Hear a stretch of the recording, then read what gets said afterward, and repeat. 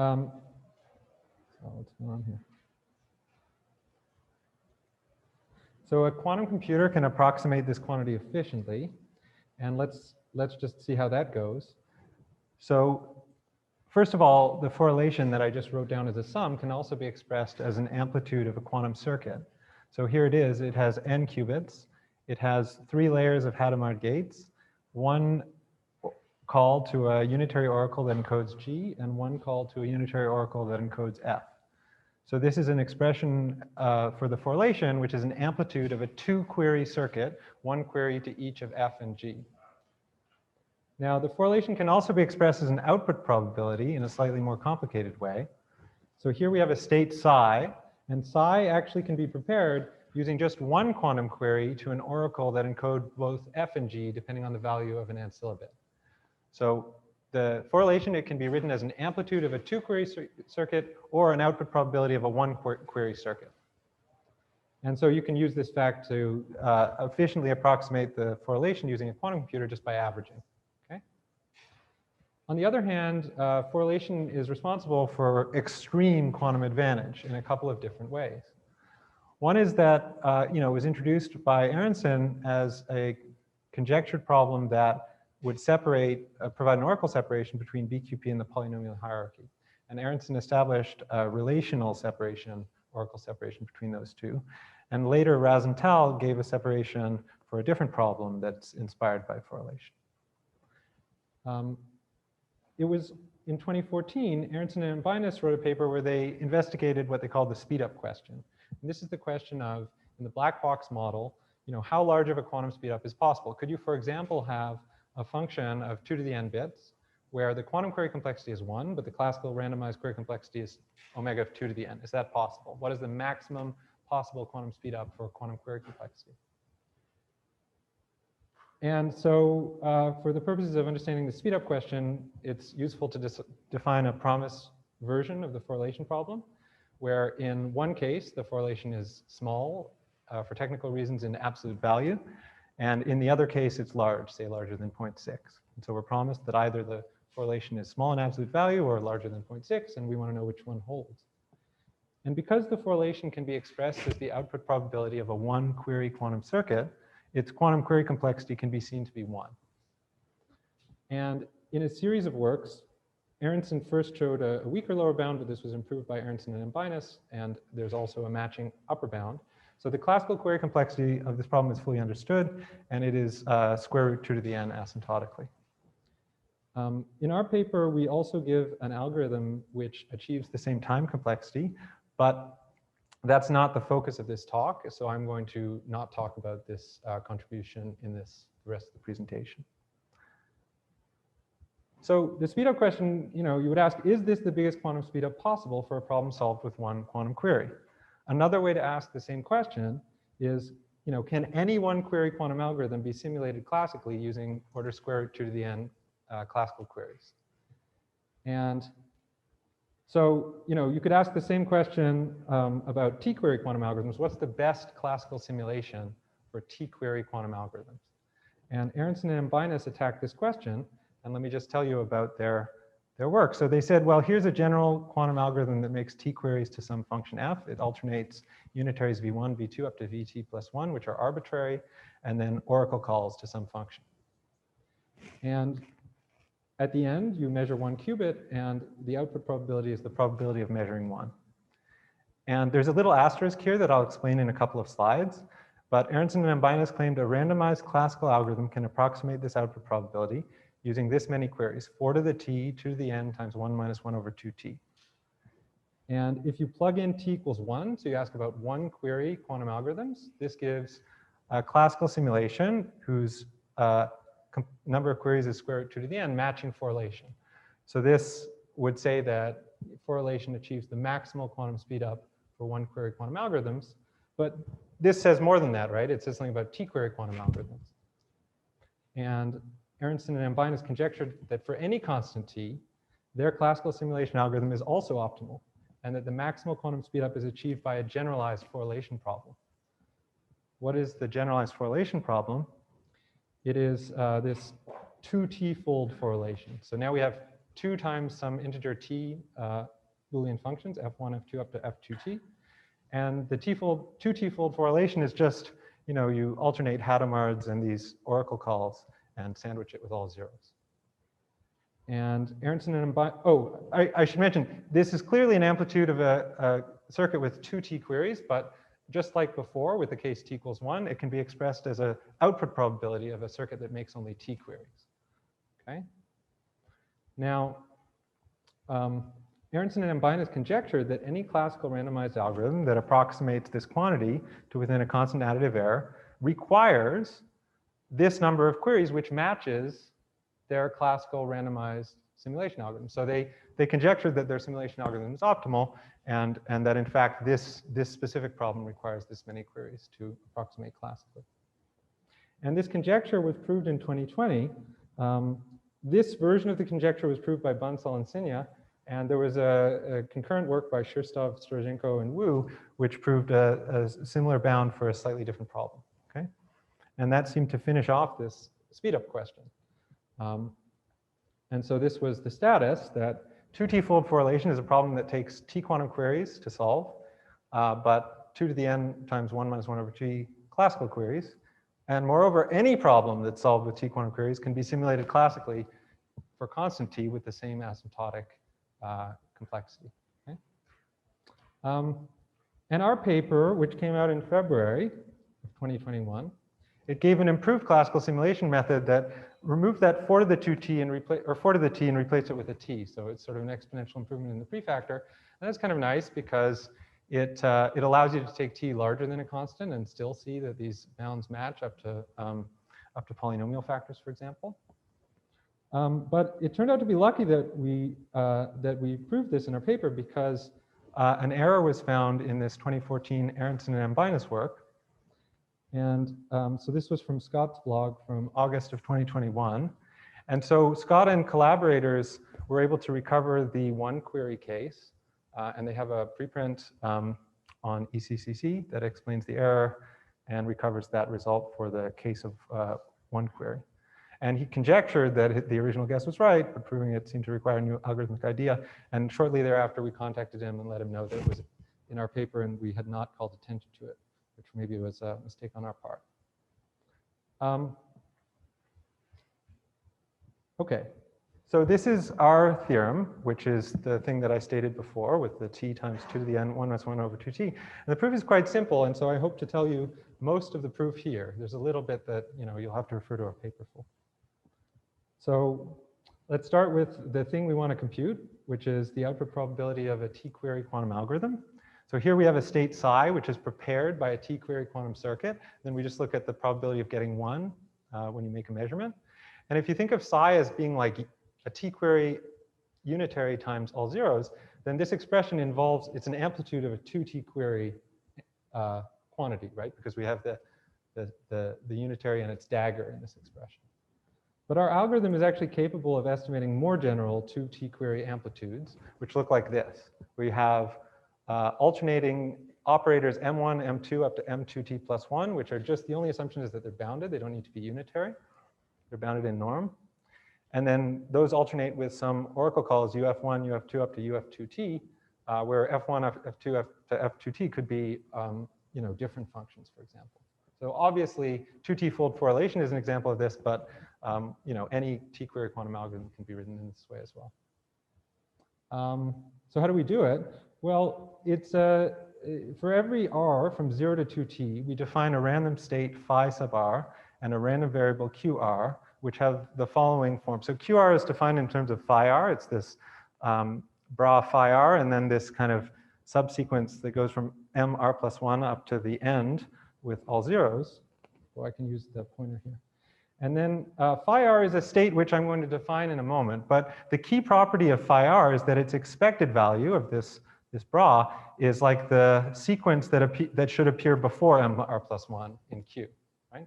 That's the sequence we want. So if you look at these things and you put them together, then you can see that the expected value of qr, just by plugging in the second line into the first, is equal to q for every r. And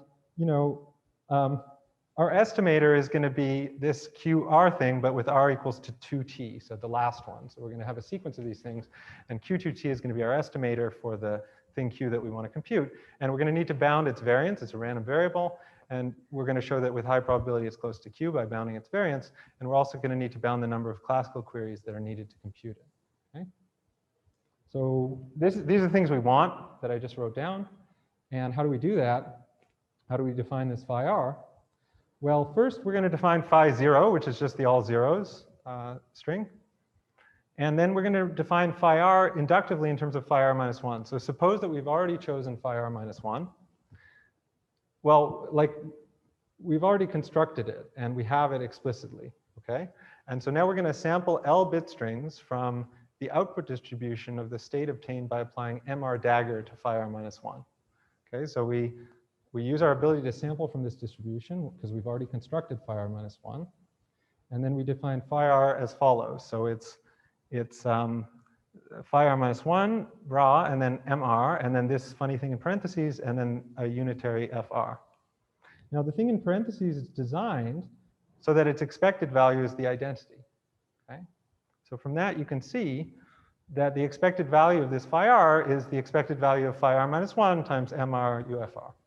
And so then we can just continue taking the expected value now over the random variables used to produce phi r minus 1. And we get the thing that we want, which is, what's written above. Okay? So that's phi r. Now, okay, so here's just the summary. We define phi r, we define qr in terms of phi r, and q2t is the thing that we're going to use to estimate the output probability of the quantum circuit. And that can be computed just once we have phi 2t, then we have q2t, because we have to make no more queries to compute it once we have phi 2t, as you can see from that expression. And another thing that you can notice is that once we have phi r minus 1 for each r, we can get phi r by making only L more classical queries to the rth function. Why is that? Well, if you look up here, this UFR acts to the left, and this operator has support only on L binary strings. Okay, so we only need to make L queries to compute phi r from phi r minus 1. So because there are, r goes from 0 to 2t, the total number of queries we have to make to compute our estimator is 2 times t times L. So then you can ask, well, how big does L need to be? And this is the part that you need to look at our paper for, but it's not actually hard. We prove inductively that this bound on the variance, okay? So this is like a funny looking bound, but it's just that 2 to the minus n at the end there is just perfect because, what is the L that you need? Well, it's the thing we want, okay? So that 2 to the n minus n at the end gives you this minus 1 over 2t correction that we need, okay? So this is just perfect. All right, so that's the whole thing, all right? Okay, so far, like that was the discussion of the speedup problem and oracle-based correlation, which is, as we discussed, a powerful computational primitive that it provides this kind of extremal quantum speedup. And now I'm going to pivot, and in the second part of our paper, we define a non-oracular correlation problem we call graph-based correlation, and that has some connections to near-term quantum algorithms. I'm going to tell you about that, and this is going to be quite different from what we talked about before. Okay. So what is the graph-based correlation? Well, you start with a graph, like here, a triangle, and you put a bit at each vertex, okay? And then we're going to consider like a function which is explicitly defined. It's not an oracular function. It's just given to you. And it has the property that it's a product of functions for every edge. And the functions on each edge only depend on the bits that the edge touches, okay? So we'll call that a two-local function on the graph. And now we're going to be interested in a graph-based correlation, which is just a correlation when the functions have this property, that they're two local on a graph. But we're going to give ourselves, we're going to choose to study something slightly more general, which is we're going to replace this Hadamard tensor n in the middle by just a general product operator. And that's going to allow us to connect to a few more things in near-term quantum algorithms that might be interesting, okay? So this is the graph-based correlation. So why is it interesting? Well, the following quantities can be expressed directly as graph-based correlation. So these are kind of easy to see. Like if you take a quantum graph state and measure a tensor product operator, that's a graph-based correlation. if you take an IQP circuit, this is instantaneous quantum polynomial time as defined by Bremner and all, and then you just take an amplitude in the computational basis, that's also a graph-based correlation. And using this fact and well-known facts about hardness of computing IQP circuit amplitudes, you can show that it's sharply hard to compute very precise estimates of graph-based correlation, like, for example, a relative error estimate. And that's true even for planar graphs. So planar graphs will come up later. So just for keep in your mind that it's hard to compute these graph-based correlations to a high precision, even for planar graph. So slightly less directly, but perhaps more interestingly, the graph-based correlation is also connected to this quantum approximate optimization algorithm that was defined by Farhi, Goldstone, and Gutman. And I'm not going to expand on this here, but in our paper, we show that the level 2 QAOA, variational energy of level 2 QAOA algorithm can be expressed as a linear combination of a polynomial number of graph-based correlations. So there's an efficient reduction from computing the variational energy of level 2 QAOA on a graph G to computing graph-based correlations on the same graph, okay? All right, so those are some reasons you might care about graph-based correlation.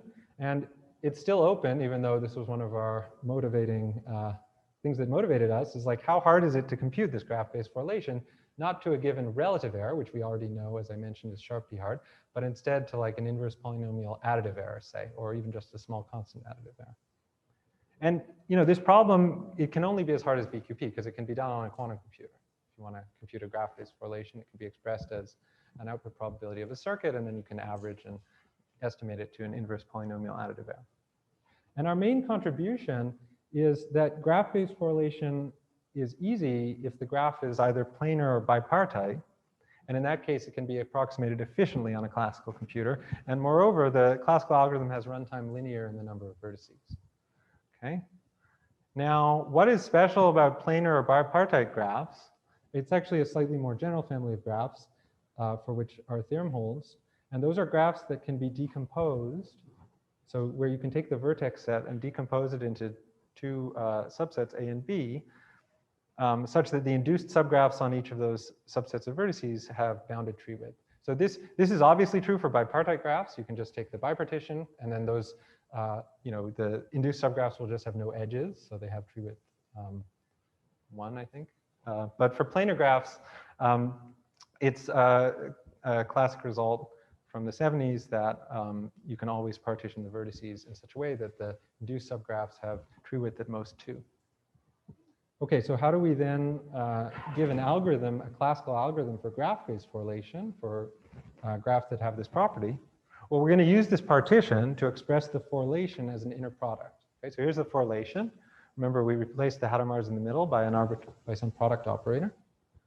But now we're going to group the O's, these product operator terms. We're going to take all the ones that live in A and push them to the left. So that I've grouped under this OA. And we're going to take all the ones that live in B and push them to the right. Okay, so now the green bra contains all of the O's for vertices in A, and the red one contains all the O's for the vertices in B. Okay, so this is an inner product, and we could call the green thing alpha and the red thing beta. And our main technical lemma is that these states alpha and beta are classically tractable in the sense that if you want to compute their amplitudes or sample from their output distributions on a classical computer, you can do that efficiently. And that only uses the fact that their tree width is bounded. So in particular, we proved that if the tree width of these induced subgraphs is bounded by W, then you can compute these amplitudes or sample a bit string using runtime linear in N. And the first version of our paper had a bound that was N squared, and there's a tremendous amount of work that went into improving it to linear in N. And I'm not really going to go into any details of this here, but it's in our paper. And then once you have that, once you know that these are classically tractable in that sense, you can estimate the inner product using a very simple Monte Carlo algorithm that involves writing the inner product in this way as an expected value with respect to the output distribution of alpha of the quantity x beta over x alpha. And it's actually, maybe it's surprising just looking at this, but it's actually easy to show that the variance of this estimator is always at most 1. And so the number of samples that's needed is only order epsilon to the -2. Okay. And we use this to simulate a recently defined recursive QAOA algorithm that itself uses many calls to the QAOA algorithm. And this is data that used 300,000 calls to our graph-based Forrelation algorithm. And if you have questions about that, you can talk to Daniel Grier, who is here, and can tell you a lot of the details of that. So here's a summary and open questions. And I was told that my time is up, but maybe I could just say a couple of things. So, this thing about approximating the graph-based correlation within a given additive error, it's kind of I think a fairly interesting open question that we certainly didn't solve, and that I think would be interesting in future work. Also, our classical simulation of quantum query algorithms, it has this feature that it's adaptive. Like the queries actually depend on queries you made previously and their responses. So whether or not that can be removed is also an interesting question, and whether or not the algorithm can be extended to polynomials which don't represent output probabilities. And I'll end there. Thank you.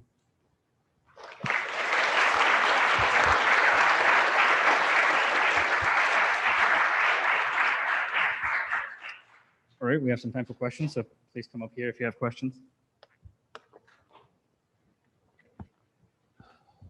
Hi, David. Thanks for the nice talk. So on the edges of your graph, you define these functions that you said are given explicitly. I mean, what class of functions, does it matter what class of functions you're looking at? Oh, no, those local functions, Yeah. like the ones on the edges, can be anything. Yeah, they're just given explicitly, because like on that example, like they're 2-bit functions, right? So Okay, so just have efficiently computable, and that's enough. Okay.